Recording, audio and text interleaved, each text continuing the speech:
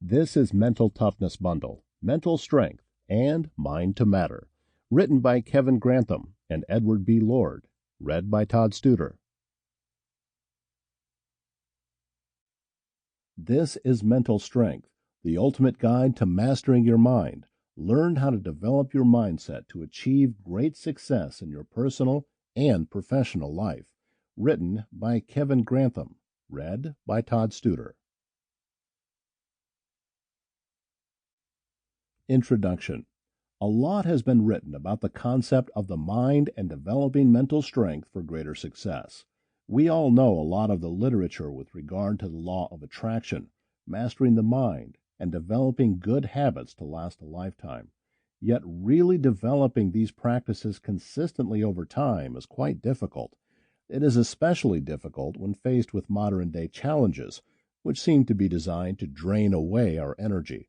Such drains can include social media, Wi-Fi, bills and expenses, broken relationships, environmental toxins, smartphones, alcohol, sugar, caffeine, the list goes on. Developing a strong mindset entails consistent practice over prolonged periods of time. It requires a sense of practicality and discipline that is all too often forgotten.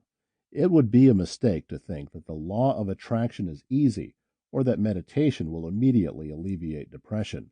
But if you seriously commit to developing your mindset so that you can focus on what you want over the long term, then the results will be life-changing. To do so, you will need to learn to rely on yourself. As per Indian philosopher Krishnamurti, a theory based on another man's experience in matters of the psyche or of an inward life has no meaning at all. We have to let go completely because we have to stand alone. Chapter 1. Understanding the Mind. The first step in understanding the mind is to realize that your thoughts are what determines your everyday experiences.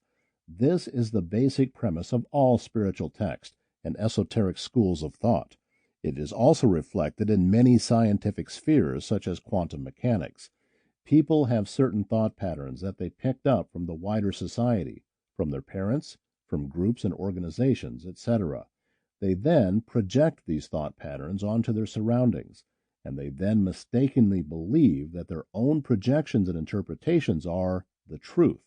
But the truth is different for everybody, depending on their particular thoughts.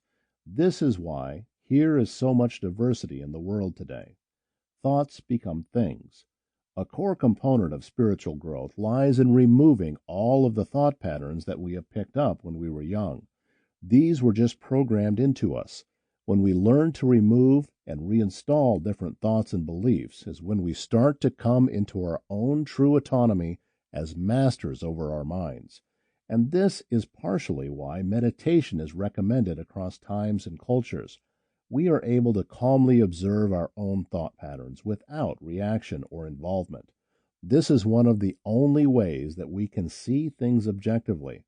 Otherwise, we tend to identify with our gender, political ideologies, nationality, or class, and we naturally see this as correct due to our limited life experience.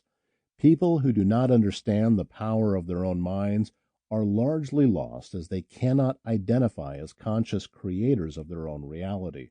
They will consistently find fault with the world and ask why it is so difficult to contend with. Understanding the power of thoughts is the first step to personal mastery. The insanity of the mind. From the perspective of spiritual systems, the mind is irrational, illogical, and insane. We are required to observe the mind and detach from it in order to see its dysfunction. But we can also observe this dysfunction on a grander scale with the wars, hate, environmental destruction, racism, sexism, homophobia, political attacks, broken relationships, government spying programs, smartphone addictions, health problems, and more. Something is a little dysfunctional with the human populace, and this is a result of millions of minds that are not in the right place. Social media and centralized media also serve to program these minds into a state of disempowerment and fear, and advertising also has quite a destructive effort. Sample complete. Ready to continue?